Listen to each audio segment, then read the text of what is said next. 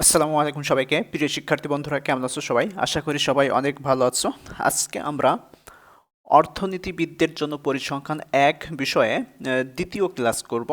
Lecture 2, honours প্রথম বর্ষ, জাতীয় বিশ্ববিদ্যালয়।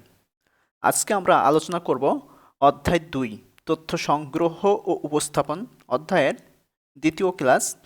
টপিক গণসংখ্যা নিবেশন সারণী তৈরি। পূর্বে আমরা প্রথম ক্লাসে গণসংখ্যা নিবেশন তৈরির বিভিন্ন নিয়মকানুন দেখেছিলাম, যে কতগুলো ধাপ আছে, কতগুলো পর্যায় আছে, বিস্তারিত আলোচনা করেছিলাম। এবার ওই ধাপের আলোকে আমরা যে বিষয়টি নিয়ে আলোচনা করব সেটা হচ্ছে আমরা আজকে প্র্যাকটিক্যালি সমাধান করা শিখব। হ্যাঁ, একটা অঙ্ক কিভাবে হয়, গণসংখ্যা নিবেশন তৈরি সারণী, এই অঙ্ক কিভাবে হয়, এইগুলো হচ্ছে আমরা প্র্যাকটিক্যালি কিভাবে সমাধান করতে পারি সেটাই আর কি দেখব। গতকালকে আমরা নিয়মকানুন দেখেছিলাম। কী কী নিয়ম দেখছিলাম একটু এক নজর দেখে আসি। যে পরিসর নির্ণয় করা, শ্রেণী ব্যবধান বা শ্রেণী ব্যাপ্তি কী, তারপর শ্রেণীর গণসংখ্যা কী, মোট গণসংখ্যা কী, শ্রেণীর সীমা কী, অন্তর্ভুক্ত বহির্ভূত পদ্ধতি কী, তারপর প্রকৃত শ্রেণীর সীমানা কী, তারপর শ্রেণীর নিম্ন সীমা এবং উচ্চ সীমা কীভাবে বের করতে হয় প্রকৃত শ্রেণীর সীমানা থেকে সূত্র প্রয়োগ করে। তারপর শ্রেণীর মধ্যবিন্দু, গণসংখ্যার ঘনত্ব, শতকরা গণসংখ্যা, ক্রমযোজিত গণসংখ্যা, আপেক্ষিক গণসংখ্যা, ট্যালি চিহ্ন শিখছিলাম, তথ্যের পূর্ণমানকরণ শিখছিলাম। এইগুলো আর কি আমরা নিয়মকানুনগুলো শিখছিলাম প্রথম ক্লাসে। আজকে এই নিয়মকানুনগুলো আর সূত্রগুলো, ফর্মুলাগুলো হচ্ছে প্র্যাকটিক্যালি কীভাবে প্রয়োগ হয়, আমরা সেই প্রয়োগ শিখবো আজকে। হ্যাঁ, তো আমাদের লেকচার শিটের একদম প্রথম থেকে ধারাবাহিকভাবে ক্লাসগুলো চলছে, আর এইভাবে চলতে থাকবে যতক্ষণ লাগে আর কি আমাদের অর্থনীতিবিদদের জন্য পরিসংখ্যান বিষয় প্রথম থেকে শেষ পর্যন্ত করতে আর কি। এইভাবে চলতে থাকবে, সিরিয়ালি চলবে। ওকে, তো আমরা আজকে যে বিষয়টি নিয়ে আলোচনা করব, হ্যাঁ, সেটা হচ্ছে গণসংখ্যা নিবেশন সারণী। তো গণসংখ্যা নিবেশন সারণী থেকে আমরা প্রথমে একটা অঙ্ক দেখি। এইভাবে একটা অঙ্ক দেখবো। হ্যাঁ, একটা না, আমরা সবগুলো অঙ্ক প্র্যাকটিক্যালি দেখব। তবে তোমরা একটু হাইলাইট করে নাও, আমরা যে বিষয়টা শিখতে যাচ্ছি আজকে প্র্যাকটিক্যালি, সে বিষয়টা হচ্ছে গণসংখ্যা নিবেশন সারণী তৈরি। তো এখানে অনেকগুলো অঙ্ক আমরা হচ্ছে দেখাবো, কিন্তু আমাদের মূল ফোকাস থাকবে যে গণসংখ্যা নিবেশন সারণী কিভাবে করতে হয়। একদম সহজ বিষয়। হ্যাঁ, তো এই কিভাবে করতে হয় সেটাই আমরা আর কি দেখব। আচ্ছা, প্রথমে একটা প্রশ্ন আমরা পড়ে দেখি, যেখানে কি আছে, যে নিচের 25 জন ছাত্রের অর্থনীতিতে প্রাপ্ত নম্বর দেওয়া হলো। উপযুক্ত শ্রেণী ব্যবধান নিয়ে একটি গণসংখ্যা নিবেশন সারণী তৈরি করো। তাহলে প্রশ্ন কি বলা হচ্ছে, যে নিচে 25 জন ছাত্রের অর্থনীতিতে প্রাপ্ত নম্বর দেওয়া আছে, উপযুক্ত শ্রেণী ব্যবধান নিয়ে একটি গণসংখ্যা নিবেশন তৈরি করো, গণসংখ্যা নিবেশন সারণী তৈরি করো, এই কথাটা আমাদের প্রশ্নের মধ্যে বলা হচ্ছে। তাহলে আমরা কি কি তথ্য দেওয়া আছে আগে একটু জেনে নিই। প্রথমে দেওয়া আছে 20, 25, 15, 30, 10, 35, 25, 25, 27, 40, 45, 42, 50, 17, 70, 60, 55, 29, 49, 50, 75, 35, তারপরে 42, 48, 44, এই তথ্যমানগুলো আমাদের দেওয়া আছে। আর এখান থেকে আমরা কি বের করব, গণসংখ্যা নিবেশন সারণী তৈরি করব। তো এই প্রথম অঙ্কটা যদি আমরা ভালোভাবে করতে পারি, আর বাকি যে অঙ্কগুলো আছে আমাদের প্র্যাকটিসের জন্য, ওইগুলো যদি এক নজর শুধুমাত্র চোখ বুলাইয়া দেখি, তাহলে কিন্তু আমরা এই যে গণসংখ্যা নিবেশন থেকে যেভাবে প্রশ্ন হোক না কেন আমরা করতে পারবো। তো সমাধান করি। সমাধান: উপরোক্ত তথ্য অনুসারে গণসংখ্যা নিবেশন তৈরি করা হলো, এই কথাটা লিখতে হবে। লেখার পরে দেওয়া আছে কি কি তথ্য দেওয়া আছে একটু আমরা দেখি। যে মোট তথ্য সংখ্যা n সমান 25, আমাদের যেহেতু এখানে বলেই দেওয়া হচ্ছে যে 25 জন ছাত্রের অর্থনীতি, তার মানে এখানে আমরা গুণেও এই কয়টা তথ্যই পাবো, 25টা তথ্য পাবো। তাহলে আমরা মোট তথ্য সংখ্যা n সমান 25, এটা দেওয়া আছে আমাদের প্রশ্নে। তারপরে আমাদের যে বিষয়টা করতে হবে সেটা হচ্ছে পরিসর নির্ণয় করতে হবে। তো পরিসর নির্ণয় করার আগে আমাদেরকে কি বের করতে হবে, এই যেখানে যতগুলো তথ্যমান দেওয়া আছে এর মধ্যে সবথেকে বড় মান কোনটা, যেটা আর কি আমরা পূর্বের ক্লাসে শিখছি, গত ক্লাসে শিখেছি, 1 নম্বর ক্লাসে শিখছি পরিসর কিভাবে নির্ণয় করতে হয়। তো আমাদেরকে এখান থেকে বের করতে হবে সবথেকে বড় সংখ্যা কোনটা। এখান থেকে খুঁজে বের করতে হবে সবথেকে বড় সংখ্যা কোনটা। তো এখানে সবথেকে বড় সংখ্যা আছে এই যে 75, আমরা দেখতে পাচ্ছি 75 হচ্ছে সবথেকে বড় সংখ্যা। তাহলে আমরা এখানে লিখব কি, সর্বোচ্চ মান সমান 75। তার পরপরই আমাদেরকে খুঁজে বের করতে হবে এই তথ্য মানগুলোর মধ্যে সব থেকে ছোট সংখ্যা কোনটা, সব থেকে ছোট সংখ্যা। তো সব থেকে ছোট সংখ্যা সম্ভবত আমরা এখানে দেখতে পাচ্ছি কত 20 হচ্ছে 30, এই যে 10, 10-এর নিচে আর আছে কিনা একটু দেখে, 10-এর নিচে আর নেই। তাহলে আমরা এখানে পেয়ে গেলাম সব থেকে বড় সংখ্যা মানে সর্বোচ্চ মান 75 এবং সর্বনিম্ন মান 10। তাহলে পরিসরের সূত্র কি? এই যে পরিসরের সূত্র এখন ব্যবহার করি, পরিসর ইকুয়াল সর্বোচ্চ মান মাইনাস সর্বনিম্ন মান। পরিসরের সূত্র হচ্ছে সর্বোচ্চ মান মাইনাস সর্বনিম্ন মান। তো সর্বোচ্চ মান 75 থেকে সর্বনিম্ন মান 10 বাদ দিলে পাচ্ছি কত? 65। এই 65 হচ্ছে আমাদের পরিসর। আচ্ছা, তাহলে আমরা পরিসর পেয়ে গেলাম। পরিসর পাওয়ার পরে আমাদেরকে অঙ্ক করার সময় আরেকটা বিষয় আমাদেরকে বের করতে হবে, সেটা হচ্ছে শ্রেণীর সংখ্যা। এখানে যেহেতু বলা হচ্ছে উপযুক্ত শ্রেণী, উপযুক্ত শ্রেণী যখনই বলা হবে তখন কিন্তু আমাদের শ্রেণী সংখ্যাটা বের করে নিতে হবে ফর্মুলা অনুযায়ী। তো শ্রেণী সংখ্যা বের করার জন্য আমাদের একটা সূত্র আছে, একজন অর্থনীতি পরিসংখ্যানবিদের সূত্র আছে, তার নাম হচ্ছে H.G. স্টার্স নামক একজন পরিসংখ্যানবিদ আছে। উনি একটা সূত্রের মাধ্যমে শ্রেণী সংখ্যা নির্ণয় করেছেন। তো সেই সূত্রটা কি আমরা একটু দেখি, যে শ্রেণী সংখ্যা K equal 1 plus 3.322 log n। এই হচ্ছে আমাদের শ্রেণীর সংখ্যা নির্ণয় করার জন্য সূত্র। এই সূত্রটা আমাদেরকে কি করতে হবে? মাথায় রাখতে হবে, মনে রাখতে হবে। এই সূত্রর মাধ্যমেই আমরা হচ্ছে শ্রেণী সংখ্যা বের করব। হ্যাঁ, তো এখন এখানে মানগুলো বসাই। 1 প্লাস 3.322, এখানে যা আছে তাই থাকলো, লগ আছে, লগ থাকলো। এখন এই যে n দেখতে পাচ্ছি আমরা, n এর জায়গায় আমরা কত লিখব? n এর জায়গায় যেহেতু এই অঙ্কে 25 জন আছে, মোট তথ্য সংখ্যা 25 আছে, এখন আমরা কি করব? n এর জায়গায় এই যে 25 লিখলাম। ওকে, ফাইন। আচ্ছা, তাহলে এখন আমরা ক্যালকুলেশন করি। সবাই ক্যালকুলেটর হাতে করো। হ্যাঁ, সবাই ক্যালকুলেটর হাতে করো। ক্যালকুলেটর যখন করব তখন হচ্ছে প্রথমে চাপ দিব 1, তারপরে প্লাস, তারপর 3, তারপর পয়েন্ট, তারপর 322। তারপরে ক্যালকুলেটর দেখো লগ নামে একটা বাটন আছে, লগ বাটনে আমরা চাপ দিই। চাপ দেওয়ার পরে 25 আমরা চাপ দিব, 25 লিখব। লেখার পরে এই যে 1 প্লাস 3.322 লগ 25 লেখা হয়ে গেছে। এখন ইকুয়ালে চাপ দিব, ক্যালকুলেটরে ইকুয়ালে চাপ দেব। ইকুয়ালে চাপ দিলে আমরা পাচ্ছি কত? 5.64। 5.64, এই যে এটাই হচ্ছে আমাদের শ্রেণীর সংখ্যা। কিন্তু এই যে 5.64 এটা কিন্তু দশমিক মান আছে। তো এটাকে আমরা কি করব? এটা হচ্ছে পূর্ণমান করে নেব। হ্যাঁ, এটা হচ্ছে দশমিক মান আছে, এটা দশমিক মানটাকে আমরা করে নেব, সমান করে নেব। হ্যাঁ, 5.64 আছে, এটা সমান করে নেব। তো সমান করে নিলে আমরা কি পাচ্ছি? এই যে সর্বসম মানে হচ্ছে কি প্রায় সমান 6। 6 কেন দিলাম একটু খেয়াল করি। হ্যাঁ, 6 কেন দিলাম? এই যে 5 দশমিকের বামে আর দশমিকের ডানে আছে 64। হ্যাঁ, দশমিকের ডানে আছে 64।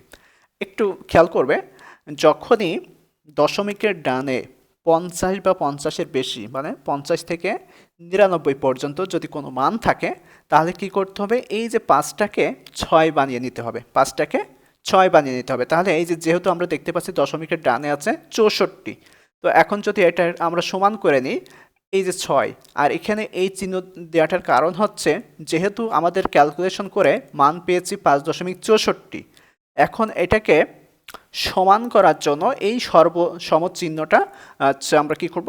ব্যবহার করব। আর এই সর্বসম চিহ্ন দ্বারা বোঝাচ্ছি এই যে 6 আমরা নিয়েছি এটা হচ্ছে প্রায় সমান, মানে সমান না, প্রায় সমান। কার সমান? 5.64 মানে 6-এর সমান। ওকে, ফাইন, আশা করি বুঝতে পারছি। আর আচ্ছা, তাহলে আমরা শ্রেণীর সংখ্যা বের করে নিলাম। এখন আমাদের আরেকটা বিষয় বের করতে হবে, সেই বিষয়টা হচ্ছে শ্রেণী ব্যবধান বের করতে হবে। আমরা শ্রেণী ব্যবধান কত কত করে নিব? 5 করে নিব, নাকি 10 করে নিব, নাকি 11, নাকি 12 করে নিব? এই ব্যবধানটা আমাদেরকে বের করে নিতে হবে। তাহলে আমরা এখন শ্রেণী ব্যবধানটা বের করে নিই। তো শ্রেণী ব্যবধান ইকুয়াল, সূত্র হচ্ছে কি পরিসর ইকুয়াল শ্রেণী সংখ্যা। শ্রেণী ব্যবধানের সূত্র হচ্ছে পরিসর বাই হচ্ছে শ্রেণী সংখ্যা। শ্রেণী ব্যবধানের সূত্র হচ্ছে পরিসর বাই শ্রেণী সংখ্যা। তাহলে পরিসর আমরা কত দেখতে পাচ্ছি? 65। তো আমরা এখন 65 বসাই।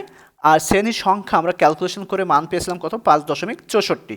এখানে এই যে 5.64 দ্বারা ভাগ করি। তো এখন 65কে যদি 5.64 দ্বারা ভাগ করি তাহলে পাচ্ছি কত? 11.52 পাচ্ছি, 11.52।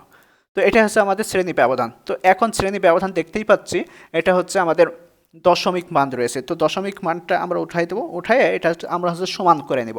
তো সমান করলে এটা কত হবে, আমি প্রথমেই বলছি যখন আমি হচ্ছে শ্রেণী সংখ্যা বের করছিলাম যে দশমিকের ডানে যদি 50 বা 50-এর বেশি থাকে, 50-এর বেশি মানে হচ্ছে 99 পর্যন্ত যদি থাকে, তো সেই ক্ষেত্রে আমরা কি করব, এই যে বাম পাশে 11 দেখতে পাচ্ছি এর সাথে 1 যোগ হয়ে যাবে। 1 যোগ করে নিলে কত হচ্ছে 12। আর এখানেও আমরা এই যে সর্বসম চিহ্নটা ব্যবহার করব। কেন চিহ্নটা ব্যবহার করছি, যে 11.52 হচ্ছে 12-র প্রায় সমান, 11.52 হচ্ছে 12-র প্রায় সমান। Okay fine. তাহলে আমরা এই যে গণসংখ্যা নিবেশন তৈরি করার জন্য যতগুলো আর কি ধাপ দেখতে পেলাম সবগুলো কিন্তু আমরা অলরেডি বের করে ফেলেছি। হ্যাঁ, পরিসর বের করেছি, শ্রেণী সংখ্যা বের করেছি, শ্রেণী ব্যবধান বের করছি। এখন আমরা এটাকে গণসংখ্যা নিবেশন মানে হচ্ছে ছকের মাধ্যমে দেখাবো। তো এখানে অর্থাৎ উপযুক্ত শ্রেণী ব্যবধান হবে 12 করে। শ্রেণী ব্যবধান আমাদেরকে কত করে নিতে হবে, 12 করে নিতে হবে। প্রত্যেকটা শ্রেণীর ব্যবধান আমরা 12 করে নেব এবং আমাদের শ্রেণী সংখ্যা হতে হবে 6টা। যেহেতু আমরা 6টা বের করেছি শ্রেণী সংখ্যা, তাহলে আমরা এখন এটাকে ছকের মাধ্যমে দেখাই। হ্যাঁ, তো এখানে গণসংখ্যা নিবেশনের একটা ছক নিব। তো প্রথম যে কলামটা সেটা হচ্ছে শ্রেণী বা সি ক্লাস, আর দ্বিতীয় যে ছকটা সেটা হচ্ছে আমরা ট্যালি সংখ্যা নিব। ট্যালি সংখ্যা, যেহেতু আমাদেরকে এখান থেকে ট্যালির মাধ্যমে দেখাতে হবে। তারপরে সর্বশেষে আমরা যে বিষয়টা যে কলামটা নিব সেটা হচ্ছে গণসংখ্যা। তো এখানে ট্যালি সংখ্যা কয়টি আছে সেটাকে আমরা সংখ্যায় রূপান্তর করে দেব, দিলে এইভাবে আমরা বের করব। তো কীভাবে বের করব, এখন আমাদের প্রথম যে কাজটা, যে উপযুক্ত যে শ্রেণী ব্যবধান হচ্ছে 12 আর শ্রেণী সংখ্যা হচ্ছে 6। এখন আমাদেরকে যে বিষয়টা খেয়াল করতে হবে সেটা হচ্ছে এখানে সর্বনিম্ন মান কত, সর্বনিম্ন মান হচ্ছে 10। হ্যাঁ, সর্বনিম্ন মান হচ্ছে 10 আর সর্বোচ্চ মান হচ্ছে 75। এই 10 থেকে শুরু করে 75 পর্যন্ত আমরা শ্রেণী নিব। তো হচ্ছে 12 করে ব্যবধান ধরে, শ্রেণী ব্যবধান 12 করে ধরে। তো সেক্ষেত্রে আমরা এই কাজটা করতে পারি যে সর্বনিম্ন মান 10, এর সাথে যদি 12 যোগ করা হয়, 10 আর 12 22। ওকে, তারপরে আবার 22 থেকে আরও 12 যোগ করলে 34। তারপরে পরবর্তী শ্রেণী নিম্নসীমা হচ্ছে 34, এবার আরও 12 যোগ করলে 46। তারপর 46 থেকে 58, 58 থেকে 70, 70 থেকে 82। তাহলে কি আমরা দেখতে পাচ্ছি যে প্রত্যেকটা শ্রেণীর ব্যবধান কত কত করে আছে, 12 করে আছে। তাহলে এই যে আমরা শ্রেণী গঠন করলাম। এবার শ্রেণী গঠন যেহেতু হয়ে গেল, এখন আমাদের পরবর্তী যে কাজটা সেটা হচ্ছে যে 10 থেকে 22 এই শ্রেণীর মধ্যে কয়টা সংখ্যা আছে। হ্যাঁ, এই যে 10 থেকে 22-এর মধ্যে কয়টা সংখ্যা আছে আমরা ওখানে বসাবো, এই চিহ্নের মাধ্যমে ট্যালি সংখ্যার মাধ্যমে দেখাবো। তারপর 22 থেকে 34 এর মধ্যে কয়টা সংখ্যা আছে আমরা ট্যালি চিহ্নের মাধ্যমে দেখাবো। এই যে এখানে আমাদের প্রশ্নে যে মানগুলো দেখতে পাচ্ছি, এই মানগুলো কয়টা মান আছে, মানে এই রেঞ্জের মধ্যে কয়টা মান আছে। আচ্ছা, তারপর হচ্ছে 34 থেকে 46-এর মধ্যে কয়টা মান আছে এখানে দেখাবো। 46 থেকে 58-এর মধ্যে কয়টা মান আছে আমরা এখানে ট্যালির মাধ্যমে দেখাবো।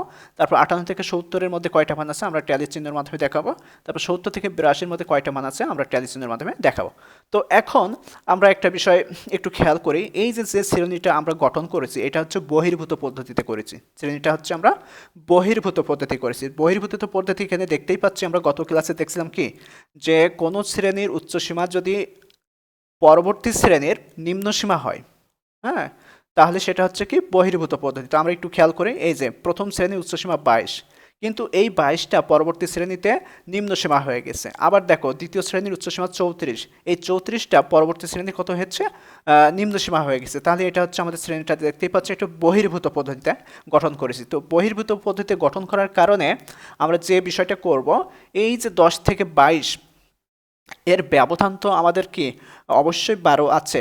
তো 12 থাকার কারণে আমরা এই যে 10 থেকে 22 গণনা করব কত পর্যন্ত, গণনা করব 10 থেকে 21-এর মধ্যে কোন সংখ্যাগুলো আছে সেই সংখ্যাগুলো আমরা এই যে এখানে ট্যালির মাধ্যমে দেখাবো। তারপর এই যে 22 যেহেতু পরবর্তী শ্রেণীতে আছে, তাহলে এখন আমরা আবার কি করব, এই 22 থেকে 34 না 22 থেকে 33 পর্যন্ত কোন মানগুলো আছে সেটাকে আমরা এখানে ট্যালির মাধ্যমে দেখাবো। তারপর আবার 34 থেকে 46 মানে হচ্ছে 34 থেকে 45-এর মধ্যে কোন মানগুলো আছে আমরা এখানে ট্যালির মাধ্যমে দেখাবো। তারপরে 46 থেকে 57 পর্যন্ত কোন মানগুলো আছে আমরা এখানে দেখাবো। তারপর 58 থেকে 69 পর্যন্ত কোন মানগুলো আছে আমরা এখানে দেখাবো। তারপর 70 থেকে 82 না 81-এর মধ্যে কোন মানগুলো আছে, 70 থেকে 82-এর মধ্যে কোন মানগুলো আছে, যেহেতু এটা শেষ শ্রেণী তো ওই মানগুলো আমরা এখানে দেখাবো। Okay fine. তো আমরা সচরাচর যে ধারণাটা আমাদের আছে সেটা হচ্ছে আমরা কি করি যে 10 থেকে 21-এর মধ্যে কোন মানগুলো আছে সেটা হচ্ছে আমরা কি করি এখানে খোঁজা শুরু করি 10 থেকে 21-এর মধ্যে। তো 20 আছে, তারপর 15 আছে, 10 আছে। তো এইভাবে যখন আমরা এলোমেলো করে খুঁজতে থাকি তখন কি হয় আমাদের দেখা যাচ্ছে অনেক সময় ভুল হয়ে যায়। হ্যাঁ, অনেক সময় কি হয়ে যায়, ভুল হয়ে যায়। তো এই ভুলটা এড়ানোর জন্য আমরা আরেকটা পদ্ধতি অবলম্বন করতে পারি। সেই পদ্ধতিটা হচ্ছে এই যে আমরা তো এখানে দেখতেই পাচ্ছি আমাদের শ্রেণীটা নেওয়া হয়েছে বহির্ভূত পদ্ধতি। তাহলে আমাদেরকে গণনা করতে হবে কি 10 থেকে 22 না 21, 22 থেকে 34 না 33, 34 থেকে 46 না 45-এর মধ্যে কোন মানগুলো আছে, এইভাবে আমাদেরকে গণনা করতে হবে।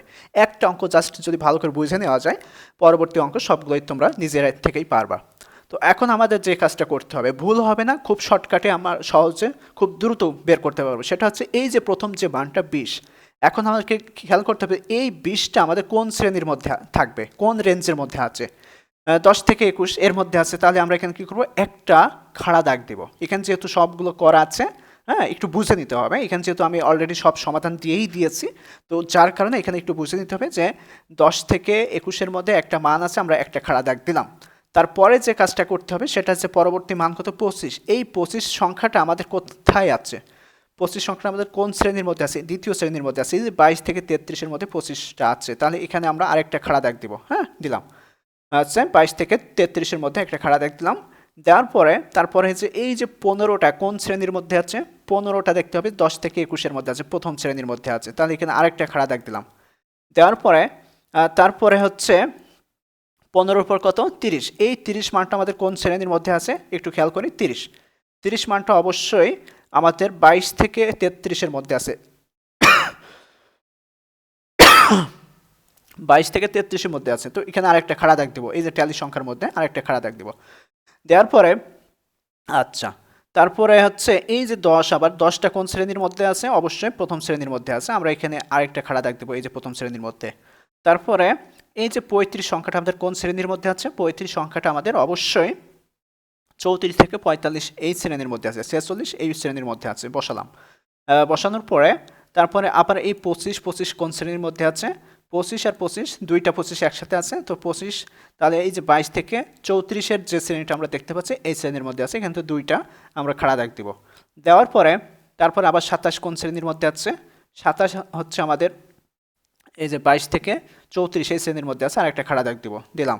দেওয়ার পরে পরবর্তীতে আমাদের 40টা কোন শ্রেণীর মধ্যে আছে আর 45টা কোন শ্রেণীর মধ্যে আছে, 40 আর 45। 40 আছে আমাদের হচ্ছে 34 থেকে 46 এই শ্রেণীর মধ্যে, আর 45টা আছে এর মধ্যে 34 থেকে 46 এই শ্রেণীর মধ্যে। হ্যাঁ, তাহলে এখন 42 কোন শ্রেণীর মধ্যে আছে, 42টা ওই যে ওই শ্রেণীর মধ্যেই আছে।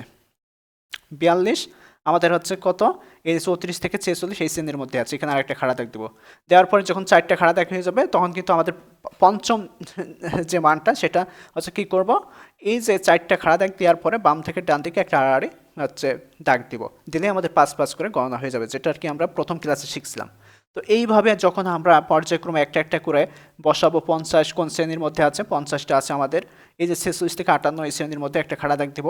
তারপরে হচ্ছে 17 কোন শ্রেণীর মধ্যে, প্রথম শ্রেণী, ওখানে একটা খাড়া দাগ দিব। তারপর হচ্ছে 70 কোন শ্রেণীর মধ্যে আছে, 70 হচ্ছে আমাদের সর্বশেষ আছে 70, এই যে 70 থেকে 82 এর মধ্যে আছে, এখানে একটা খাড়া দাগ দিলাম। তারপরে হচ্ছে আমাদের 60 কোনটার মধ্যে আছে, 55 কোনটার মধ্যে আছে, 29 কোনটার মধ্যে আছে, 49 কোনটার মধ্যে আছে, এই যে এইগুলো সব এখানে আমরা বসাবো। বসানোর পরে এইভাবে যদি আমরা একটা একটা করে দাগ দিতে আসি তাহলে তো আমার ভুল হচ্ছে না, তাই না, ভুল হচ্ছে না। আমরা কিন্তু খুব সহজেই বারবার এটা ওই শ্রেণীর মধ্যে আছে, এটা ওই শ্রেণীর মধ্যে আছে, এইভাবে না গিয়ে আমরা কিন্তু খুব সহজে এইভাবে এলোমেলো না করে সিরিয়ালি আমরা সাজাই দিতে পারি। তাহলে এখানে ট্যালি সংখ্যা আমাদের সাজানো শেষ, ট্যালি সংখ্যা সাজানো শেষ। এই ট্যালি সংখ্যা যেহেতু সাজানো শেষ, তার পরবর্তী যে ধাপটা সেটা হচ্ছে আমাদের গণসংখ্যা বের করা। হ্যাঁ, গণসংখ্যা। তো গণসংখ্যা কীভাবে বের করবো, এখানে ট্যালি সংখ্যা কয়টা আছে, 4টা খাড়া দেখাচ্ছে, মানে 4, ট্যালি চিহ্ন হচ্ছে 4টি আছে, তাহলে এখানে 4 বসায়। তারপর এখানে কয়টা আছে, 5টা, এই একটা, তাহলে 6। তারপর এখানে কয়টা আছে, 5টা আর এই 2টা, 7। তারপর এখানে আছে 5, এখানে আছে 1 বসায়। তারপর এখানে আছে 2 বসায়। তাহলে এখানে টোটাল যোগ করে এই যে আমরা পাচ্ছি কত, 25। টোটাল যোগ করে আমরা 25 পেয়ে গেলাম। ওকে, ফাইন। এখানে একটা টিকা আমি লিখে দিয়েছি, যে এই টিকা লেখা বাধ্যতামূলক না, তারপরে লিখে দিতে খুবই ভালো। হ্যাঁ, টিকাটাই লিখে লিখেছি কি, যে উচ্চসীমা আমরা বহির্ভূত ধরেছি। উচ্চসীমা এই যে 22, 34, 46, 58, 70, 82, উচ্চসীমাটা আমরা কি করছি, বহির্ভূত ধরেছি। বহির্ভূত ধরার কারণ হচ্ছে আমরা বহির্ভূত হচ্ছে এই যে এই শ্রেণীর মধ্যে কিন্তু আমরা 22টাকে গণনা করিনি, 22-এর মান থাকলেও সেটা কোন শ্রেণীর মধ্যে গণনা করছি, সেটা হচ্ছে পরবর্তী শ্রেণীর মধ্যে গণনা করছি। আর এই কারণে আমরা এখানে একটা টিকা লিখে দিয়েছি যে উচ্চসীমা হচ্ছে বহির্ভূত, উচ্চসীমা হচ্ছে বহির্ভূত, উচ্চসীমা ওই শ্রেণীর মধ্যে গণনা যোগ্য নয়। পরবর্তী শ্রেণীর সাথে ওই উচ্চসীমার মানটা আমরা পরবর্তী শ্রেণীতে কি পাচ্ছি, নিম্নসীমা, তখন কিন্তু এটা গণনা করতে পারছি। তো এইভাবে আমাদেরকে প্রত্যেকটা অঙ্ক, বিশেষ করে এই যে গণসংখ্যা নিবেশন তৈরি করার অঙ্ক করতে হবে। তাহলে আবার একটু রিপিট করি যে গণসংখ্যা নিবেশন তৈরির ধাপ কি কি।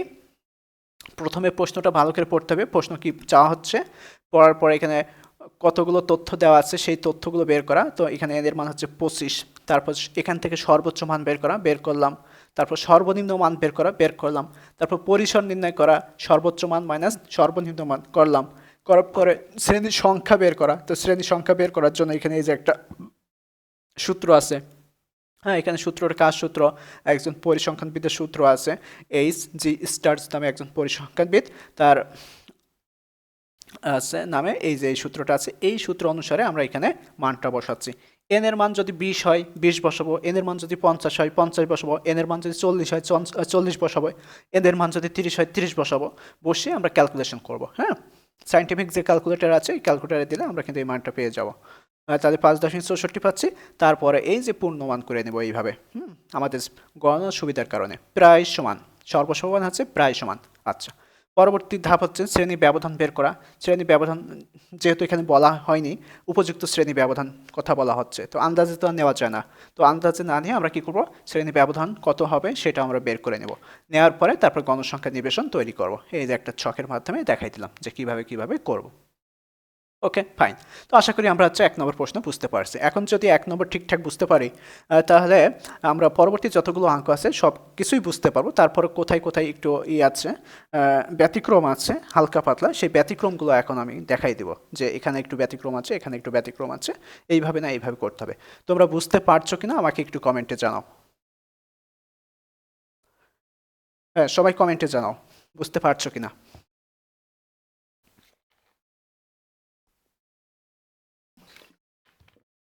হ্যাঁ, অঙ্ক শুধু প্র্যাকটিস প্র্যাকটিস না করলে হবে না। এই যে একটা দেখাই দিলাম, প্রথমে তোমাকে হচ্ছে জানতে হবে যে আমি কোন টপিকটা শিখতে যাচ্ছি, সেই টপিকটার নাম কি। সেই টপিকটার নাম হচ্ছে গণসংখ্যা নিবেশন সারণী তৈরি। এখন এই গণসংখ্যা নিবেশন কীভাবে করতে হয়, যেটা আর কি আমি প্রথম অঙ্কটার মাধ্যমে দেখাই দিয়েছি। দেখানোর পরে বিভিন্ন সালে এখন সংখ্যা পরিবর্তন করে হালকা একটু ভাষা চেঞ্জ করে যে অঙ্কগুলো আসছে আর কি, 10-12টা অঙ্ক আসছে, ওই অঙ্কগুলো এখন আমরা কী করব, একটু প্র্যাকটিস করব। প্র্যাকটিস করলে কি হবে, আমাদের আয়ত্তে চলে আসবে। একটা অঙ্ক কিন্তু মূল, এই যে গণসংখ্যা নিবেশন থেকে একটা অঙ্ক করলে আর কিন্তু করা লাগে না। তারপরেও করা লাগছে কেন, ভিতরে ভিতরে একটু হালকা পাতলা পরিবর্তন আছে কিছু কিছু অঙ্ক, সে কী কী পরিবর্তন আছে সেই পরিবর্তনগুলো একটু দেখব। ওকে, ফাইন, সবাই বুঝতে পারছি। তাহলে পরবর্তী অঙ্কে যাই। 2 নম্বর প্রশ্ন পারবা যে কোনো প্রতিষ্ঠানের 50 জন শ্রমিকের দৈনিক আয় হতে উপযুক্ত শ্রেণী ব্যবধান নিয়ে একটি গণসংখ্যা নিবেশন তৈরি করো। তাহলে 1 নম্বর যেভাবে সমাধান করছি 2 নম্বর সেমভাবে সমাধান করব, কোনো পরিবর্তন নেই। এখানে যা আছে সব একদম হুবহু আগেরটার মতনই থাকবে, কোনো পরিবর্তন নেই। শুধুমাত্র এখানে কি সর্বোচ্চ মানটা বের করে নেওয়া, 87 পাইছি, সর্বনিম্ন মান হচ্ছে 42 পাইছি, পরিসর 45 পাইছি, শ্রেণীর সংখ্যা আমরা বের করে নিই 6.64, তারপর 7 করে নিলাম। তারপর শ্রেণী ব্যবধান হচ্ছে কত, 7, 6.88 দেখতে 78 দেখতে পাচ্ছে, এখানে 7 করে নিলাম। তারপর উপযুক্ত শ্রেণী ব্যবধান 7 আর শ্রেণী সংখ্যা হতে হবে 7। তো এইভাবে আমরা 42 থেকে 49, 49 থেকে 56, 56 থেকে 63, 63 থেকে 70, 70 থেকে 77। তো এইভাবে আমরা পর্যায়ক্রমে কি করছি, বের করে নিচ্ছি। ওকে, ফাইন। আচ্ছা, তারপর 3 নম্বর প্রশ্নটা দেখি যে উপযুক্ত শ্রেণী ব্যবধান দিয়ে একটি গণসংখ্যা নিবেশন তৈরি করো। তাহলে এখানে 1, 2, 3 নম্বর প্রশ্ন একদম সেম টু সেম, কোনো পরিবর্তন নেই। তার মানে তুমি প্রথম প্রশ্নটা পারলেই পরের প্রশ্নগুলো শুধু একবার চোখ বোলালেই পারছো। কত সহজ, আর এটাকে আমরা বলছি কত কঠিন কত কঠিন কত কঠিন। হ্যাঁ, আচ্ছা, পরের প্রশ্নে আসি। 4 নম্বর যে উপযুক্ত শ্রেণী ব্যবধান নিয়ে একটি গণসংখ্যা নিবেশন তৈরি করো। তো একই কথা বলছে, তো প্রথম 3টা প্রশ্নে যে কথা বলছে এখানে সে একই কথা বলছে, শুধুমাত্র সংখ্যাগুলো একটু পরিবর্তন করা, তাছাড়া তার কিছুই না। হ্যাঁ, 4 নম্বর আচ্ছা, তারপরে এই যে 4 নম্বরটা একটু দেখাই। এন এর মান হচ্ছে 50, সর্বোচ্চ মান হচ্ছে 48, সর্বনিম্ন মান হচ্ছে 8, পরিসর সর্বোচ্চ মান মাইনাস সর্বনিম্ন মান 40, শ্রেণীর সংখ্যা হচ্ছে আমরা 6.64, এটাকে হচ্ছে আমরা প্রায় সমান করে নিলাম 7, শ্রেণীর ব্যবধান হচ্ছে পরিসর বাই শ্রেণীর সংখ্যা 40/6.64, 6.02, তো এটাকে আমরা প্রায় সমান করে নিই 6। হ্যাঁ, প্রায় সমান করে 6 কেন নিচ্ছি? আগের মানগুলো হচ্ছে দশমিকের ডানে 50 বা 50-এর বেশি ছিল, যার কারণে আমরা 6কে 7 করে নিয়েছিলাম। আর এখানে 6.02 থাকার কারণে শুধুমাত্র 6 নিয়েছি। কেন নিয়েছি? যখন হচ্ছে 0 থেকে শুরু করে, হ্যাঁ, দশমিকের ডানে 0.1 থেকে শুরু করে যখন 49 পর্যন্ত থাকবে, তখন কিন্তু আমরা এই যে বাম পাশের যে মানটা পাবো ওই মানটাই বসাই দেবো। তাহলে এই যে সর্বসমান চিহ্ন দিয়ে আমরা 6 বসাই দিই। ওকে, ফাইন। তারপর আগের মতন যেভাবে করা আছে 8 থেকে 14, 14 থেকে 20, 20 থেকে 26, 26 থেকে 32, এইভাবে শ্রেণী ব্যবধান 6 6 করে আমরা হচ্ছে অঙ্কটা করব। ওকে ওকে। তারপর 5 নম্বর দেখি। ঢাকা কলেজের অর্থনীতি বিভাগের অনার্স পার্ট 1 এর 50 জন ছাত্রছাত্রীর পরিসংখ্যানে প্রাপ্ত নম্বর দেওয়া হলো। উপযুক্ত শ্রেণী ব্যবধান নিয়ে গণসংখ্যা নিবেশন তৈরি করে 2006 সালে দেখে অঙ্কটা আসছিল। তো এই যে একই কথা বলা হচ্ছে, কোনো পরিবর্তন নেই। কোনো পরিবর্তন নেই, একই কথা বলা হচ্ছে। তাহলে 1 থেকে 5 নম্বর পর্যন্ত কোনো অসুবিধা নেই, আমরা পারবো। এবার 6 নম্বর দেখি। যে অর্থনীতি বিভাগে 30 জন শিক্ষার্থীর নম্বর দেওয়া হলো, 10 শ্রেণী ব্যাপ্তি নিয়ে একটি গণসংখ্যা নিবেশন তৈরি করো। এই যে এখানে হচ্ছে একটা ক্লু দেওয়া আছে, আমাদের এত কষ্ট করা লাগবে না। ক্লু যখন দেওয়া আছে তাহলে আমাদের কিন্তু কষ্ট করা লাগবে না। কি কষ্ট করা লাগবে না? আমাদের পরিসরটা বের করা লাগছে না। হ্যাঁ, শ্রেণী ব্যবধান আমরা পেয়ে গেছি। তো এখন একটু দেখি। হ্যাঁ, যেহেতু আমরা শ্রেণী ব্যবধান পেয়ে গেছি, 10 10 করে নিতে হবে। হ্যাঁ, সে যতগুলো শ্রেণী সংখ্যা হোক সমস্যা নেই। 10 10 করে নিয়ে যদি 5টার জায়গায় 6টা হয় বা 7টার জায়গায় 8টা হয় তাই হবে, সমস্যা নেই। একদম নিম্ন যে মানটা আছে সেই মান থেকে শ্রেণী নেওয়া শুরু করবো, 10 10 করে ব্যবধান করে নেওয়ার পরে সে যতগুলো আসে আসুক। আমাদেরকে এখন অতিরিক্ত যে ঝামেলা করছি 1 থেকে 5 পর্যন্ত, প্রথমে পরিসর বের করছি, শ্রেণীর সংখ্যা বের করছি, তারপর শ্রেণী ব্যবধান বের করছি, এত ঝামেলা করা লাগবে না। এখানে আমাদের শ্রেণী ব্যাপ্তি হচ্ছে 10 10 করে নিয়ে অঙ্কটা করতে হবে। তো কীভাবে করবো? একদম সরাসরি মানগুলো বসাই দেবো। দেওয়া আছে মোট তথ্য সংখ্যা n সমান 30, সর্বোচ্চ মান 69, সর্বনিম্ন মান 16, শ্রেণী ব্যাপ্তি 10। যেহেতু আমাদের প্রশ্নে দেওয়াই আছে শ্রেণী ব্যাপ্তি 10 নিতে হবে, তাহলে গণসংখ্যা নিবেশন 16 থেকে 10 শ্রেণী ব্যাপ্তি নিয়ে 26, 26 থেকে 34, 34 থেকে 46, 46 থেকে 56, 56 থেকে হচ্ছে 66, 66 থেকে 76, এইভাবে আমরা শ্রেণী ব্যবধান হচ্ছে 10 10 করে নিলাম। নেওয়ার পরে পূর্বের নিয়মে আমরা অঙ্কটা সমাধান করে দেব। ওকে, ফাইন। কোনো অসুবিধা হচ্ছে? কমেন্টে জানাও। কোনো অসুবিধা নাই। এত দ্রুত করছি কেন? এত দ্রুত করছি কেন? আমাদের সময় বাঁচাতে হবে। যেহেতু আমাদের অলরেডি সমাধান A to Z সব দিয়ে দিয়েছি। হ্যাঁ, সমাধান অলরেডি এই যে পিডিএফ ফাইল, এখানে যেটা দেখতে পাচ্ছ এটারই পিডিএফ ফাইল অলরেডি দিয়ে দিয়েছি। তাহলে আমরা কেন সময় নষ্ট করব? এই ছোট ছোট বিষয়ে মানে সহজ বিষয়ে আমরা তো সময় নষ্ট করতে পারি না, পারি? অল্প সময়ের মাধ্যমে, অল্প ক্লাসের মাধ্যমে আমরা বেশ ভালো কিছু হচ্ছে শিখতে যাচ্ছি। যেটা মাত্র 20 থেকে 25টা ক্লাসের মাধ্যমে পরিসংখ্যান বিষয়ের মতন একটা সাবজেক্ট শেষ করা, এটা তো স্বপ্নের দেখার মতন, তাই না? 25টা ক্লাস, সময় কত? মনে করেন 25টা ক্লাস ধরে রাখছি, 25টা ক্লাস এত লাগবে না, ধরে রাখছি যে 25টা। তো 25টা ক্লাসে আমরা সময় দেবো কত? সর্বোচ্চ 20 থেকে 22 ঘন্টা। তো এই যে 20 থেকে 22 ঘন্টা কেউ যে চেষ্টা করে আমি পরিসংখ্যান এই কোর্সটা 4 থেকে 5 দিনের মধ্যে শেষ করবো, তাও কিন্তু পারে। সকাল ভোরে উঠে 2টা ক্লাস করবে, ওইগুলো একটু প্র্যাকটিস করবে, হয়ে গেল। পরে আবার হচ্ছে দুপুরে বসবে, 2টা ক্লাস করবে, প্র্যাকটিস করবে, হয়ে গেল একটা ক্লাস। তাহলে 3টা। রাত্রে বসবে সন্ধ্যায়, 2টা ক্লাস করবে, রাত 10টার ভিতরে কমপ্লিট 5টা করে ক্লাস। তো 20টা ক্লাস আছে, 4 5 20, যদি 25টা হচ্ছে 5 5 25, 5 দিনে কমপ্লিট। ওকে, 7 নম্বর দেখি। যে অর্থনীতি বিভাগের 20 জন শিক্ষার্থী নিম্নরূপ, প্রাপ্ত নম্বর অনুযায়ী 5 শ্রেণী ব্যাপ্তি নিয়ে একটি গণসংখ্যা নিবেশন তৈরি করো। তাহলে এই যে 6 নম্বর যা, 5 নম্বর তাই, এখানে এই যে ক্লু দেওয়া আছে, ক্লুটা কি দেওয়া আছে? শ্রেণী ব্যাপ্তি আমাদের হচ্ছে 5 5 করে নিতে হবে। তাহলে আমাদেরকে যে কাজটা করতে হবে আগের মতো দেওয়া আছে মোট গণসংখ্যা তথ্য সংখ্যা n সমান 20, সর্বোচ্চ নম্বর হচ্ছে 69, সর্বনিম্ন নম্বর হচ্ছে 16, শ্রেণী ব্যাপ্তি হচ্ছে 5। তাহলে এখন শ্রেণী ব্যাপ্তি 5 5 করে নিলে 16 থেকে 21, 21 থেকে 26, 26 থেকে 31, 31 থেকে 36, 36 থেকে 41, 41 থেকে 46, 46 থেকে 51, 51 থেকে 56, 56 থেকে 61, 61 থেকে 66, এইভাবে আমরা নিব। নেওয়ার পরে এই যে আগের নিয়মে আমরা ট্যালি সংখ্যা ব্যবহার করব, গণসংখ্যা ব্যবহার করব সংখ্যার মাধ্যমে। হয়ে গেল। আচ্ছা, তাই নিম্নের 8 নম্বর থেকে নিম্নের উপাত্ত হতে উপযুক্ত শ্রেণী ব্যাপ্তি নিয়ে একটি গণসংখ্যা নিবেশন তৈরি করো। এই যে উপযুক্ত শ্রেণী ব্যাপ্তির কথা বলা হচ্ছে আবার, তাহলে কি ওই যে 1 2 3 এর 4 5 এর মতন করে করতে হবে। কিভাবে করতে হবে? এখানে যে তথ্যগুলো দেওয়া আছে, তো এখন সমাধান।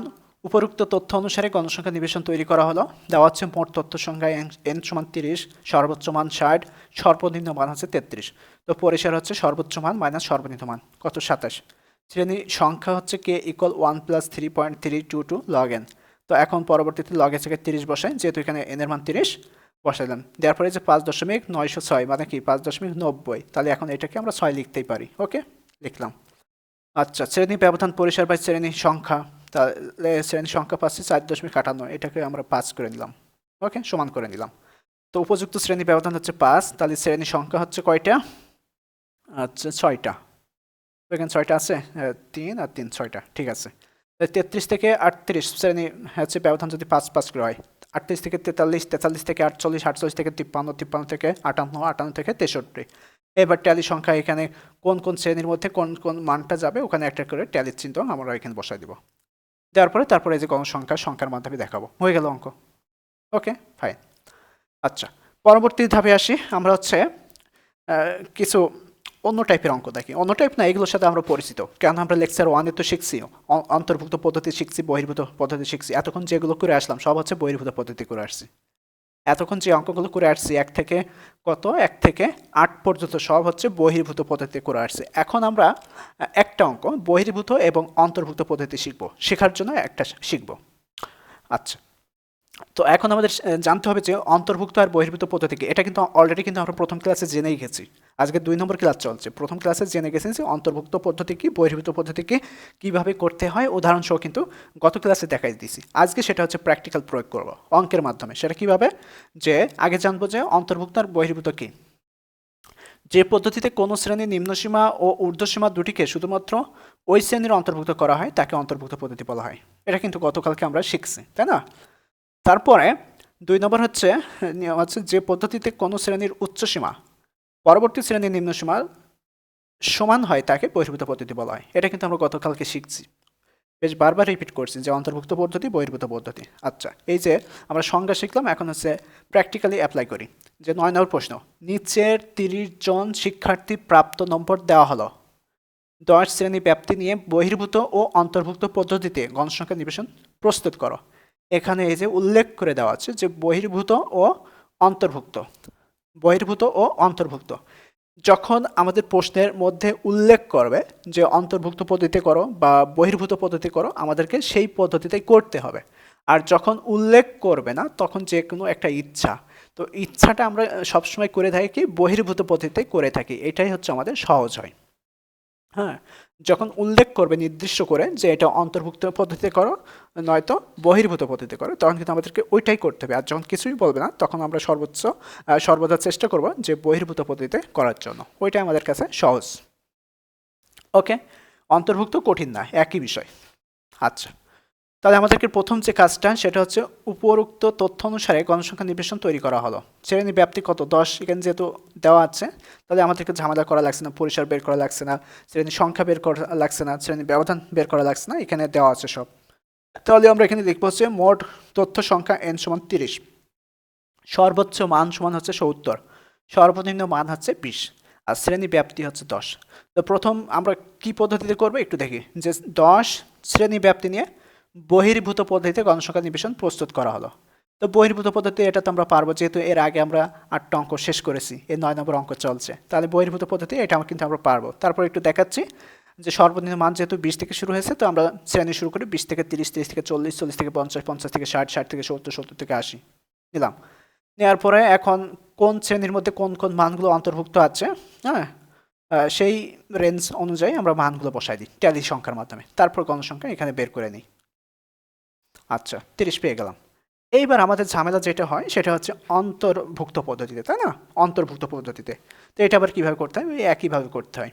অন্তর্ভুক্ত পদ্ধতি মানে হচ্ছে নিম্ন সীমা আর উচ্চ সীমা, নিম্নমান এবং উচ্চমান ওই শ্রেণীর মধ্যে অন্তর্ভুক্ত থাকবে। আর বহির্ভূত পদ্ধতি হচ্ছে প্রথম শ্রেণীর উচ্চ মান পরবর্তী শ্রেণীর নিম্নমানের সমান যদি হয়, তাহলে ওই প্রথম শ্রেণীর উচ্চমানটা এখানে গণনা না হয়ে পরবর্তী শ্রেণীর নিম্ন মানের সাথে গণনা হবে, এটাই। তাহলে এখন 10 শ্রেণী ব্যাপ্তি নিয়ে অন্তর্ভুক্ত পদ্ধতিতে গণসংখ্যা নিবেশন প্রস্তুত করা হলো। ওকে, তাহলে আমরা এখন কিভাবে লিখতে পারি, যেহেতু আমাদের হচ্ছে সর্বনিম্ন মান হচ্ছে 20 থেকে শুরু, তাহলে এখন 20 থেকে আমরা 29, এখন আর কিন্তু 30 লিখবো না, 20 থেকে 29। আচ্ছা, পরবর্তী শ্রেণীতে আমরা 30 থেকে 39, তারপরে হচ্ছে 40 থেকে 49, 50 থেকে 59, 60 থেকে 69, 70 থেকে 79, এইভাবে লিখবো। আর আমরা বহির্ভূত কিভাবে লিখছিলাম, যে 20 থেকে 30, 30 থেকে 40, 40 থেকে 50, 50 থেকে 60, 60 থেকে 70, 70 থেকে 80, এইভাবে লিখছিলাম। এখন কিন্তু আমরা এই কাজটা করতে পারবো না, এখন লিখবো হচ্ছে 20 থেকে 29, মানে কি 20ও আমাদের প্রথম শ্রেণীর মধ্যে গণনা থাকবে এবং 29ও আমাদের প্রথম শ্রেণীর মধ্যে গণনায় থাকবে।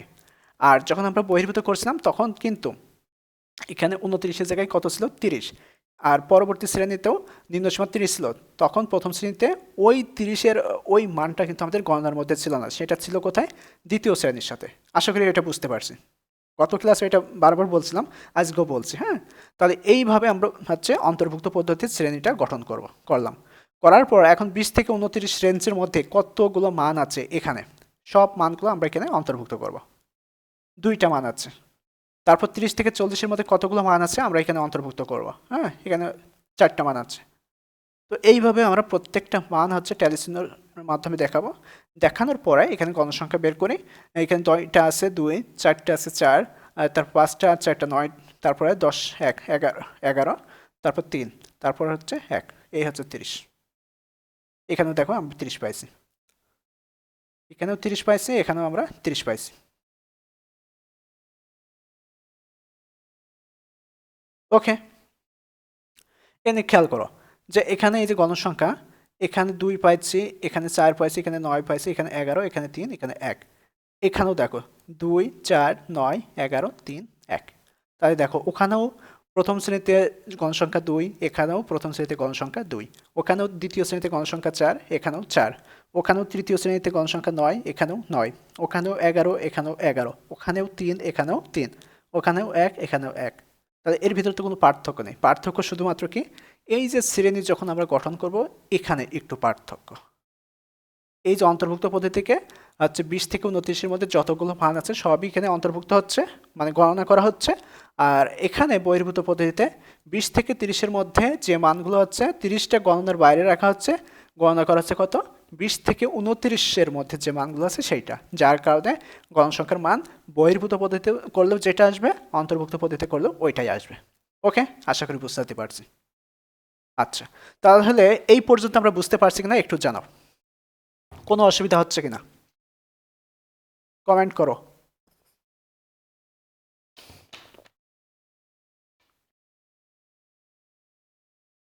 আচ্ছা, আর কোনো অসুবিধা নেই, এইভাবে চললেই হবে। ওকে ফাইন, তাহলে আমরা পরবর্তী অঙ্ক দেখি। আচ্ছা, পরবর্তী অঙ্কটা কি একটু দেখি। হ্যাঁ, যে পরবর্তী অঙ্কটা কি বলা হচ্ছে, 10 নম্বর অঙ্ক, যে নিচের 10 নম্বর অঙ্ক, নিচের উপাত্ত হতে আপেক্ষিক গণসংখ্যা, আপেক্ষিক ক্রমযোজিত গণসংখ্যা, গণসংখ্যার ঘনত্ব, শতকরা গণসংখ্যা এবং ক্রমযোজিত শতকরা গণসংখ্যা নির্ণয় করো। তাহলে একটা অঙ্কের মধ্যে আমরা কি করব, সব কিছু বের করে দেব। সেটা কি, আপেক্ষিক গণসংখ্যা বের করব, আপেক্ষিক ক্রমযোজিত গণসংখ্যা বের করব, তারপরে গণসংখ্যার ঘনত্ব বের করব, শতকরা গণসংখ্যা বের করব এবং ক্রমযোজিত শতকরা গণসংখ্যা বের করব। একটা অঙ্ক দিয়ে আমরা সব কিছু শিখে নিব। তো এই যে আপেক্ষিক গণসংখ্যা, আপেক্ষিক ক্রমযোজিত গণসংখ্যা, গণসংখ্যার ঘনত্ব, এটা কিন্তু আমরা গত ক্লাসে এই সূত্রগুলো শিখছি যে কোনটার কি সূত্র। তারপরেও আমি এখানে আবার একটু হালকা নোট করে লিখে দিয়েছি তোমাদের বোঝার সুবিধার জন্য। হ্যাঁ, তো এখানে আমাদের শ্রেণী কি আছে, 25 থেকে 15 থেকে 25, 25 থেকে 35, 35 থেকে 45, 45 থেকে 55, 55 থেকে 65, 65 থেকে হচ্ছে 75, 75 থেকে 85। তারপর গণসংখ্যা 1, 5, 8, 6, 12, 9, 9 এইটা আছে। এখন এই অঙ্কগুলো করতে হলে আমাদের কি লাগবে, সূত্র লাগবে। হ্যাঁ, কি কি সূত্র লাগবে, আপেক্ষিক গণসংখ্যা সূত্র গতকালকে আমরা দেখছি, গত ক্লাসে 1 নম্বর ক্লাসে, যে শ্রেণীর গণসংখ্যা বাই হচ্ছে মোট গণসংখ্যা, গণসংখ্যার ঘনত্ব সূত্র হচ্ছে শ্রেণীর গণসংখ্যা বাই হচ্ছে শ্রেণীর ব্যাপ্তি, মানে ওই শ্রেণীর ব্যাপ্তি কত আছে ওইটা। তারপরে হচ্ছে শতকরা গণসংখ্যা আছে শ্রেণীর গণসংখ্যা বাই হচ্ছে মোট গণসংখ্যা গুণ 100। ওকে, তাহলে এখন আমরা দেখি যে উপরোক্ত তথ্য অনুসারে গণসংখ্যা নিবেশন তৈরি করা হলো।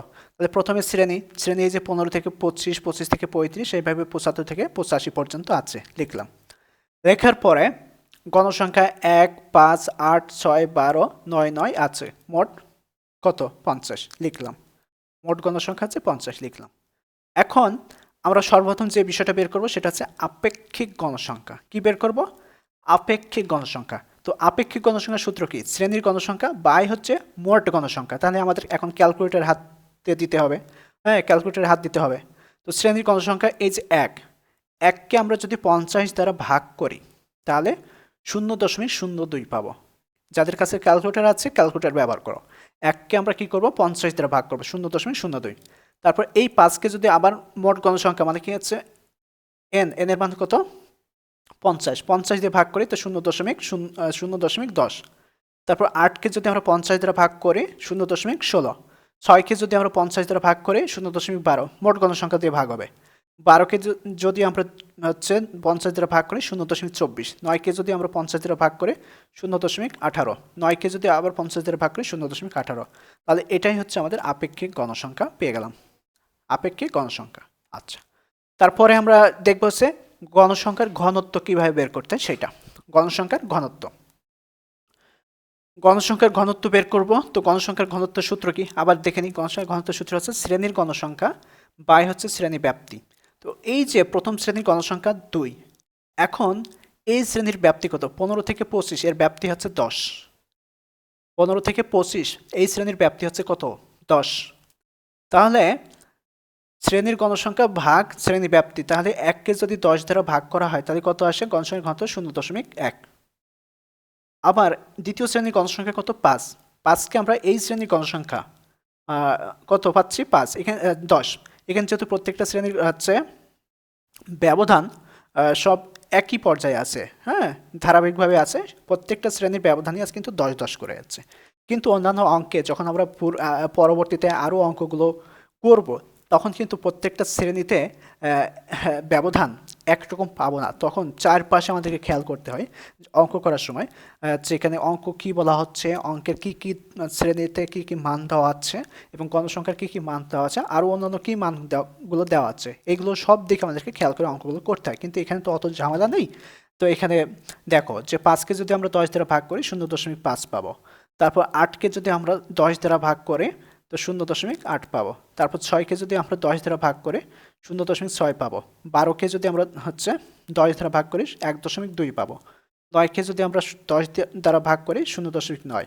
তারপর আবার 9কে যদি আমরা 10 দ্বারা ভাগ করি 0.9।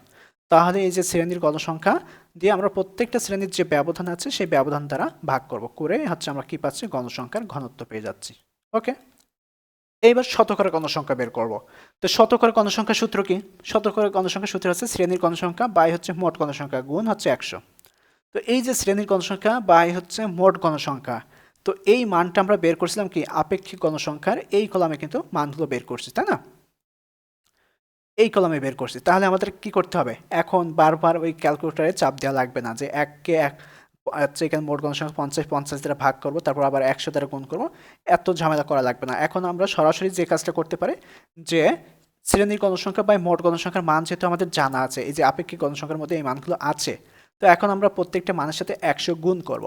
0.02কে যদি 100 দ্বারা গুণ করি তাহলে এই যে 2 পাবো। 0.10কে যদি আমরা 100 দ্বারা গুণ করি এই যে 10 পাবো।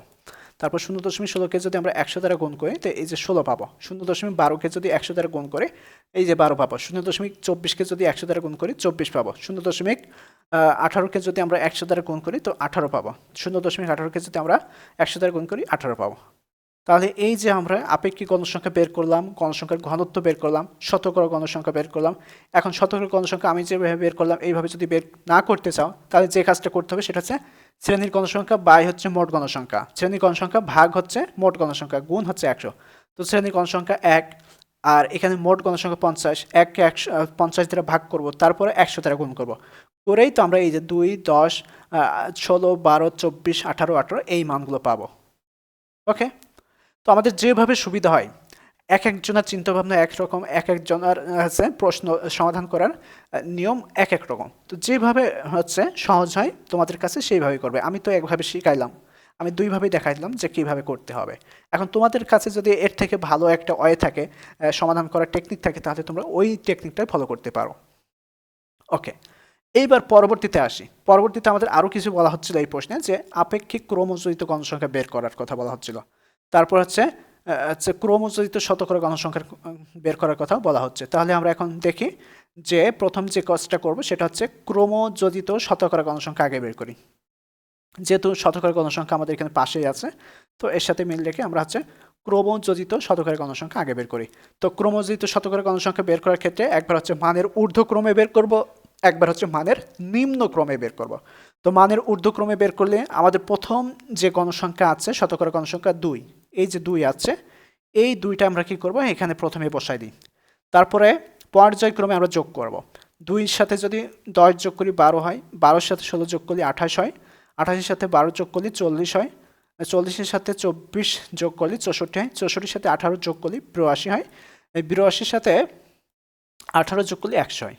তাহলে এই যে মানের ঊর্ধ্বক্রমে আমরা মানগুলো পেয়ে গেলাম। এবার আবার কি করব, মানের নিম্নক্রমে সাজাবো। তো নিম্নক্রমে সাজানোর সময় আমি কিন্তু গত ক্লাসে বলছিলাম যে সবসময় নিচের দিক থেকে উপরের দিকে যাবে, আর ঊর্ধ্বক্রমে উপরের থেকে নিচের দিকে আসবে। তাহলে এই যে গণসংখ্যার মান সব থেকে নিচে কত আছে, 18, এই যে 18 দিলাম। এখন আবার ধারাবাহিকভাবে যোগ করতে করতে উপরের দিকে যাবো। তো 18-র সাথে আবার এই 18 যোগ করলে কত হয়, 36, এই 36-এর সাথে 24 যোগ করলে কত হয়, 60, 60-এর সাথে 12 যোগ করলে কত হয়, 72, 72-এর সাথে 16 যোগ করলে কত হয়, 88, 88-এর সাথে 10 যোগ করলে কত হয়, 98, 98-এর সাথে 2 যোগ করলে কত হয়, 100।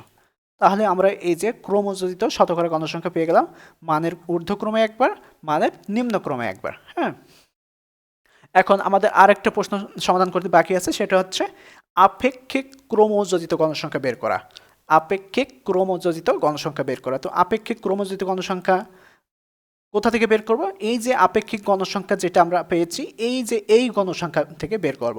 হ্যাঁ, আপেক্ষিক গণসংখ্যার কলাম আছে না, এই যে কলামটা দেখতে পাচ্ছি, এই কলাম থেকে আমরা মানের ঊর্ধ্বক্রমে একবার সাজাবো, মানের নিম্নক্রমে একবার সাজাবো। আর শতকরার কথা যেহেতু বলা হচ্ছে, তাহলে আমাদেরকে আগে কি করতে হয়েছে, এই যে শতকরা গণসংখ্যা আগে বের করে নেওয়া হয়েছে, তার ভিত্তিতে কিন্তু আমরা মানের ঊর্ধ্বক্রমে আর মানের নিম্নক্রমে সাজাইছি। একইভাবে সেম ক্যাটাগরিতে আপেক্ষিক ক্রমযোজিত গণসংখ্যা যখন আমরা বের করব, তখন হচ্ছে কি করব, তখন এই যে আপেক্ষিক গণসংখ্যার যে কলামটা আছে, এই কলাম থেকে আমরা মানের ঊর্ধ্বক্রমে সাজাই। তো প্রথমে হচ্ছে 0.02 যা আছে তাই রাখলাম, তারপর 0.02-র সাথে 0.10 যোগ করলে 0.12 হয়, 0.12-র সাথে 0.16 যোগ করলে 0.28 হয়, 0.28-এর সাথে 0.12 যোগ করলে 0.40 হয়, তারপরে 0.40-এর সাথে 24 যোগ করলে 0.64 হয়, 0.64-এর সাথে 0.18 যোগ করলে 0.82 হয়, 0.82-এর সাথে 0.18 যোগ করলে এই যে 1.00 হয়, বা শুধু 1 হয়, 1.00 হয়, অথবা শুধুমাত্র 1 হয়। যখন ক্যালকুলেটারে দেবা তখন শুধুমাত্র 1 আসবে না। তো এখানে আমরা 0.1-এর পরে 2 শূন্য দেওয়া যে কথা, শুধু 1 দেওয়া একই কথা। এটা একটু সিম্পল বিষয়, একটু মাথায় রেখো, কেন এই বিষয়টা নিয়ে অনেকেই প্রশ্ন করে যে এখানে আসছে ক্যালকুলেটারে 1, এখানে আপনার দেওয়া আছে 1.00, কিভাবে হলো, এটা কি হয়েছে কি না হয়নি, হ্যাঁ, দ্বিধান্বিত অবস্থায় থাকে। তো এটা করা যাবে না, যে শুধু 1 মানেও যে কথা, আর 1-এর পরে দশমিক দিয়ে 2টা শূন্য দেওয়া ওই একই কথা। হ্যাঁ, আচ্ছা, তাহলে আমরা মানের ঊর্ধ্বক্রমে সাজালাম, এখন আবার নিম্নক্রমে সাজাবো। তো নিম্নক্রমে সাজাতে কি করতে হবে, এই নিচের দিক থেকে পর্যায়ক্রমে যোগ করতে করতে উপরের দিকে যাব। তো প্রথমে আছে কত, একদম সর্বশেষ আছে 0.18, তারপরে 18-র সাথে এই 18 আবার যোগ করলে 0.36, 0.36-এর সাথে আবার 24 যোগ করলে 0.6 বা 60, 0.6 বা 60 হয়।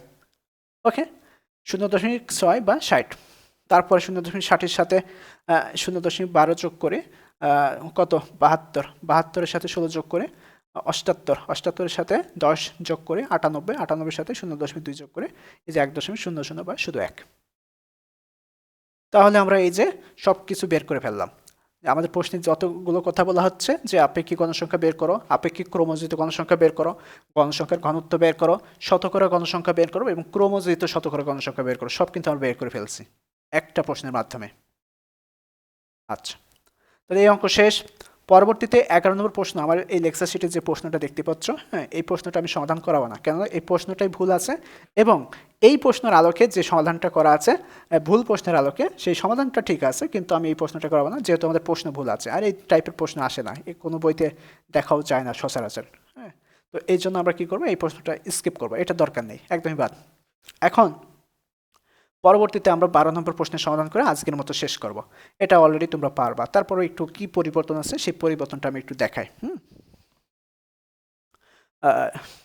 যে 12 নম্বর প্রশ্ন কি বলা হচ্ছে যে উপযুক্ত শ্রেণী ব্যবধান নিয়ে একটি গণসংখ্যা নিবেশন তৈরি করো।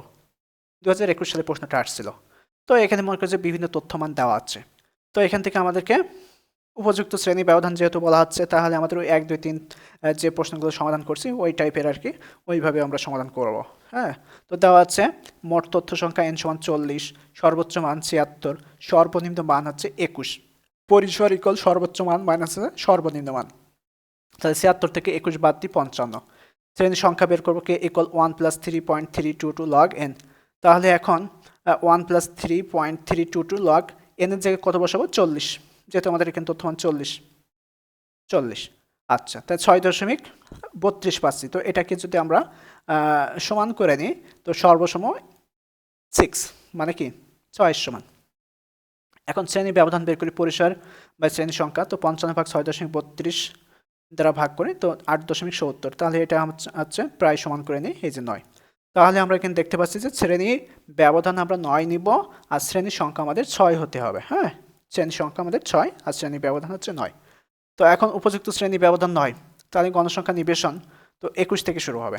21 থেকে, যেহেতু আমাদের এখানে সর্বনিম্ন মান হচ্ছে 21, তো 21 থেকে আমরা শুরু করি।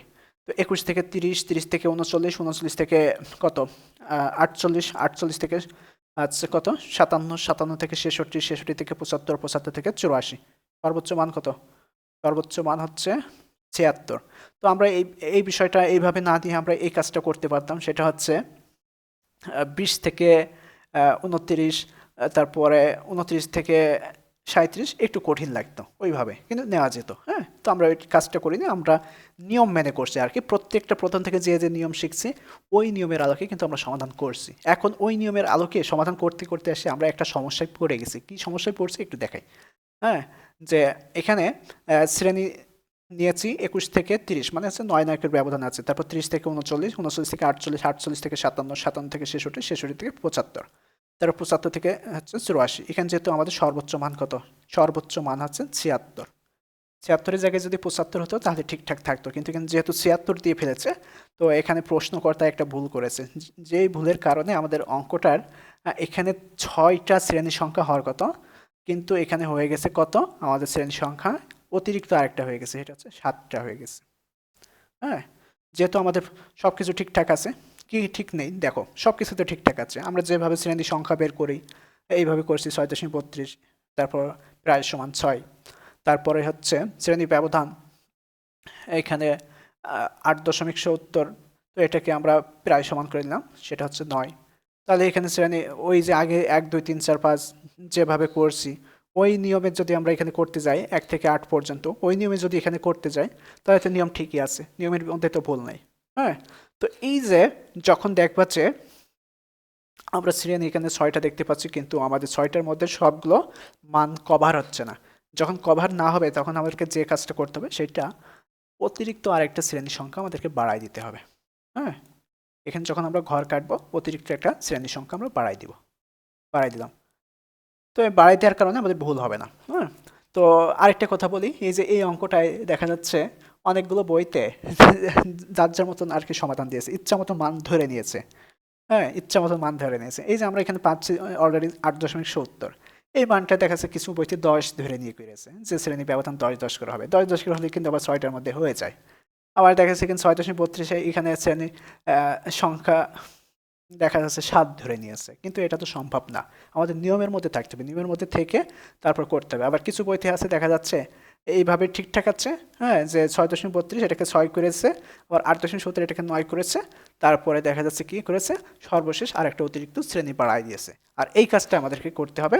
হ্যাঁ, এমন সমস্যা হয় না, তারপরে এমন সমস্যা হয়ে গেছে যেহেতু, এর সমাধান হচ্ছে একটাই, যে আমাদের নিয়ম মেনে হ্যাঁ পূর্ণমান করব, করার পরে আমাদেরকে যে কাজটা করতে হবে, যদি আমাদের মানগুলো হচ্ছে অতিরিক্ত থেকে যায়, তো সেই মানটা আমাদেরকে পূর্ণ করার জন্য আমরা কি করব, অতিরিক্ত আর একটা শ্রেণী সংখ্যা নিয়ে নেব, নিচে নিয়ে নিলাম, নেওয়ার পরে মানগুলো বসাই দিলাম, এইগুলো ধরবে না কেউ।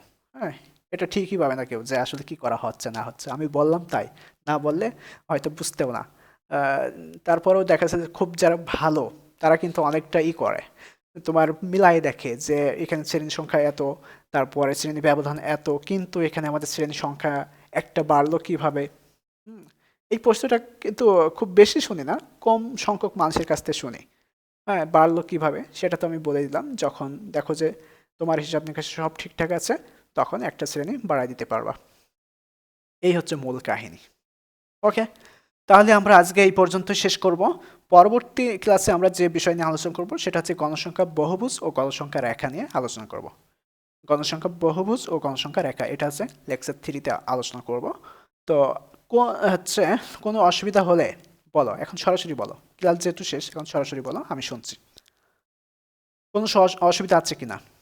হ্যাঁ, তো ক্লাস শেষ করার আগে আরেকবার আমি হচ্ছে এই যে যা যা শিখলাম আজকের ক্লাসে তার একটা সামারাইজ করি। হ্যাঁ, যে এই যে এতক্ষণ যে বক বক করলাম একটা বিষয় নিয়ে, যে এতগুলো অঙ্ক তো করার দরকার ছিল না, তারপর আমি করাচ্ছি কি জন্য, যে বিগত সালে হচ্ছে সংখ্যা পরিবর্তন করে করে দেওয়া হয়েছে। এখন যদি তুমি আর কে শুধুমাত্র আমি 1 নম্বর প্রশ্নটা সমাধান করে দিলাম, দেওয়ার পরে এখন মনে করে যে তুমি হচ্ছে এর মাঝে যে অঙ্কগুলো দেখাইছি সেখানে বলা হচ্ছে শ্রেণী বেতন 5 বা 10, ওইটা ওই প্রশ্নের সাথে যদি তুমি হচ্ছে না থাকো, হ্যাঁ, তুমি যদি সম্পর্ক না রাখো আগের থেকে, দেখা যাচ্ছে তখন কিন্তু অপরিচিত লাগবে। অপরিচিত লাগার কারণে দেখা যাচ্ছে যেটা তুমি পারো সেটা কিন্তু ছেড়ে দিয়ে চলে আসছে পরীক্ষার হলে। হ্যাঁ, তারপর বাসায় এসে দেখছো যে হাই আল্লাহ, এটা তো আমি পারতাম কিন্তু আমি করে আসিনি কেন।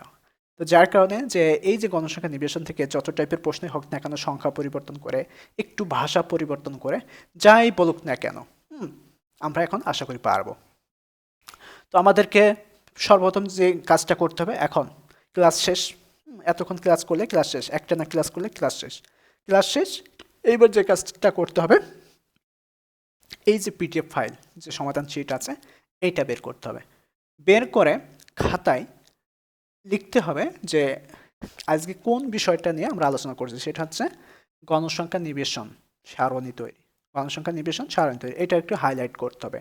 হাইলাইট করার পরে প্রথম ক্লাসে আমি কি কি বলছি, প্রথম ক্লাসে আমি কি কি সরি, প্রথম প্রশ্নে আমরা আমরা হচ্ছে কিভাবে সমাধান করছি, কি কি করছি, প্রথম প্রশ্নটা পড়েছি, পড়ার পরে এখানে কি কি বের করছি, যেখানে মোট তথ্য সংখ্যা কত n 25, তারপর সর্বোচ্চ মান বের করছি করলাম, সর্বনিম্ন মান করছি করলাম, তারপর পরিসর বের করছি করলাম, শ্রেণী সংখ্যা বের করছি। এই শ্রেণী সংখ্যা কিন্তু আবার নতুন বিষয় এই ক্লাসে। তো শ্রেণী সংখ্যার বের করার জন্য কী সূত্র প্রয়োগ করছি সেই সূত্রটা লিখবো।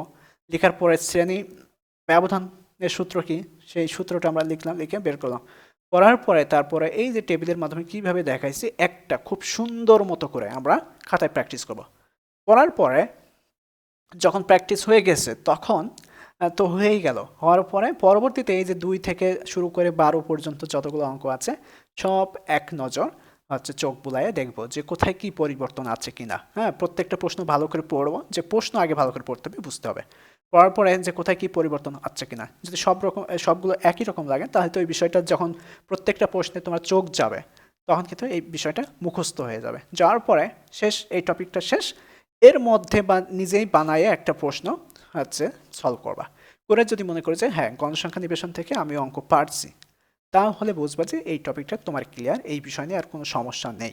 এটা এখন করো, 5 মাস পরে করো, 1 বছর পরে করো, বা 5 বছর 10 বছর পরে করো, তখন একবার দেখলে এই বিষয়টা পারবা যে এইভাবে সমাধান করতে হয়। ওকে ফাইন, এইভাবে আমাদেরকে করতে হবে, তাহলে অল্প সময়ের মধ্যে বেশ ভালো কিছু আমরা অর্জন করতে পারবো।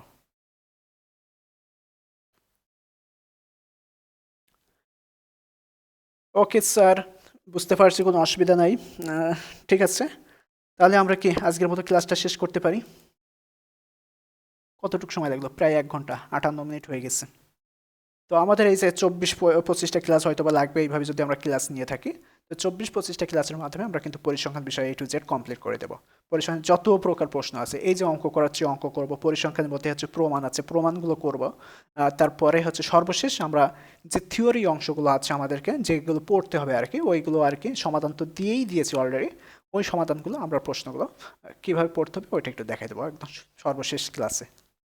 তারপরে সর্বশেষ ক্লাসে যখন হয়ে যাবে, হ্যাঁ, পরিসংখ্যান বিষয়ে A to Z ক্লাস হয়ে যাবে, তখন পরীক্ষা সামনে করে যে এই পরীক্ষাটা আমাদের সামনে দেখা যাচ্ছে 2025-এর পরীক্ষা বা 2026-এর পরীক্ষা, 27-এর পরীক্ষা, এই পরীক্ষাটা আমাদের সামনে ফাইনাল পরীক্ষা। এই পরীক্ষার জন্য কোন কোন টপিকগুলো বেশি গুরুত্বপূর্ণ সেই টপিকগুলো দেখা যাচ্ছে একটা সাজেশনমূলক ক্লাসের মাধ্যমে ওইটা হাইলাইট করে দেবো যে এই টপিকগুলো আমাদেরকে জানতে হবে। কিন্তু পরিসংখ্যান বিষয়ে যদি আমরা এইভাবে শিখি, একটা টপিক ধরে ধরে যদি শিখি, তাহলে আশা করি কোনো সমস্যা হবে না। কেন এইভাবে আমাদের শিখতে হবে? কেননা এই অঙ্কের সাথে দেখা যাচ্ছে পরবর্তীতে আমরা যখন অন্য একটা টপিক করতে যাব, তখন দেখা যাচ্ছে তার সাথে অনেকটা মিল আছে। তো এই মিল থাকার কারণে কিন্তু আমাদেরকে পর্যায়ক্রমে ধারাবাহিকভাবে একটার পর একটা শিখে যেতে হবে।